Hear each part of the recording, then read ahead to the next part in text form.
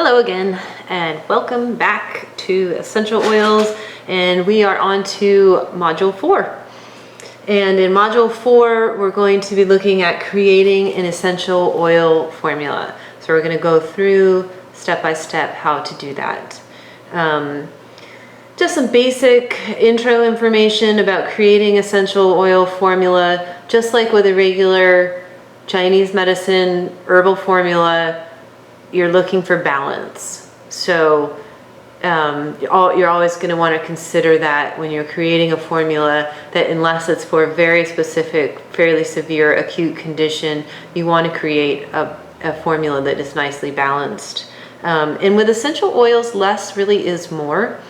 There's really a temptation, especially when you're working with patients, you're eager for them to see a result and you want to see a result, to use more, to use a higher percentage, to use more oils, and it's really not necessary, and in fact could work against you. In less is more. It doesn't take much with essential oils for the body to get the message. It's the essence of the plant communicating right down with our essences.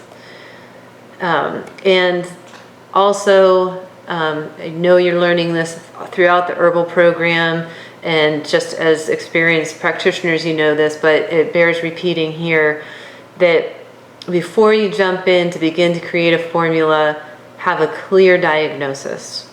Be clear on your diagnosis and your treatment principles, and then the formula is going to be even easier to create, and your intentions will be really clear. It'll be much easier to interpret the results of how the formula is working.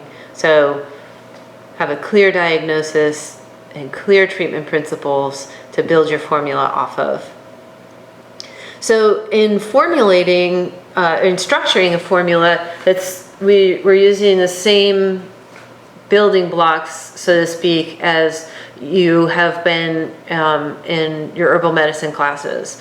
So you have a chief oil, a deputy oil, an assistant oil, and an envoy oil. And typically, and this can be a little bit different when you're using this structure with essential oils.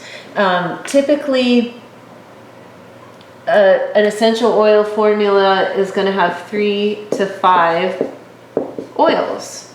So if you only have 3 oils, who are you going to lose? Maybe you'll lose the deputy. Let's quickly go over these. I know you've been going over them in your other herbal classes, but it won't hurt to go over it again and to think of, as we're going over it, be thinking about essential oils. So your chief oil very clearly addresses your main aim for the formula, your top treatment principle and your main aim for the formula. Your deputy oil clearly assists the chief, but less is used, and it may have another function that you want to bring in to the formula, or differ slightly, such as temperature, note, or the channels that it goes to. So you can get really creative with your deputy oil in that way. And then your assistant oil supports the chief and the deputy, but can also bring in another treatment angle. It might balance out the temperatures, it might balance out the notes, it might fill out the scent of your blend. And it's very common to have 2 assistants. And when we talked about here on what would you lose if you only had 3 oils, it might be the deputy. And then the envoy directs the formula where you want it to go. And there's different ways to use the envoy. It can be practical and physical, such as rooting the lungs to help stop cough, or it might have an affinity for the heart to help it ease anxiety, or the lung to get someone through grief. The least amount is used of the envoy as percentage of the blend. And you can get creative with your envoy, and sometimes it can be that it's a seed, so it's taking it even more strongly to the yuan qi, and like I said, you can get creative with that. And so it can be common to have more than one assistant. And if you are going to drop one, it maybe probably would be the deputy, because you would still have your main treatment principles addressed here with the chief and supported by the assistant. But that's not set in stone, and every formula is built a little bit differently. And now we're going to go through the steps in this intro video. We're just going to go through the steps of building an essential oil formula, of creating one. So this is just an introduction to the process. This is after you have a clear diagnosis, treatment principle, you're really clear on what you're doing. Next step is to choose the oils.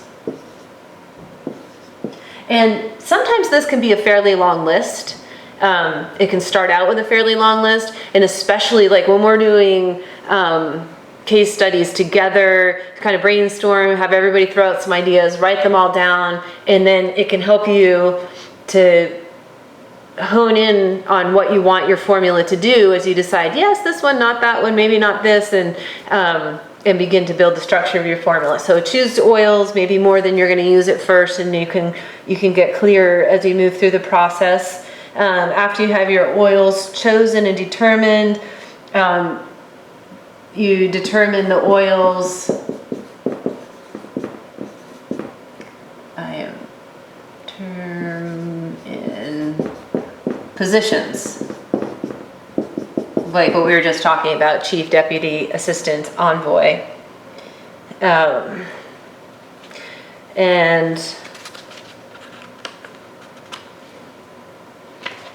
then you have to decide on the dilution percentage if you are diluting. And this will be clearer. We're going to talk further about that. It doesn't make too much sense right now in this general list before you know how to do it, but it's helpful to know the steps, so you can write these down and go through them as you're creating formulas. And then if you are diluting, choose a carrier oil.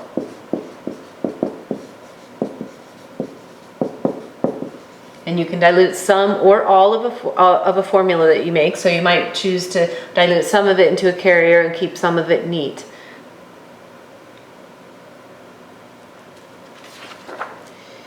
And determine methods and length of use.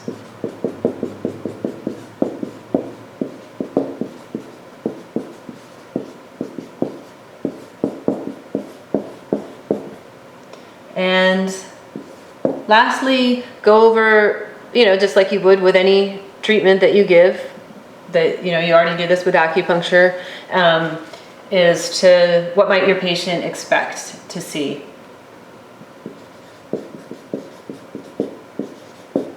And experience.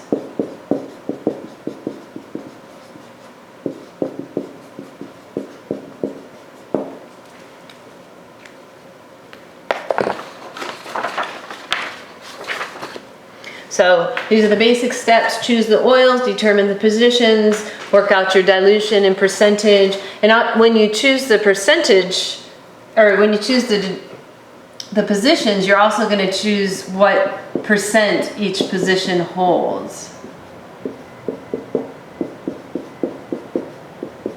So what that means is like your deputy might be 40% of the formula, and the envoy might only be 5% of the formula. So that's determined, and then you determine your dilution percentage, which is different and based on an average of the dilution percentages of all the oils that you're using.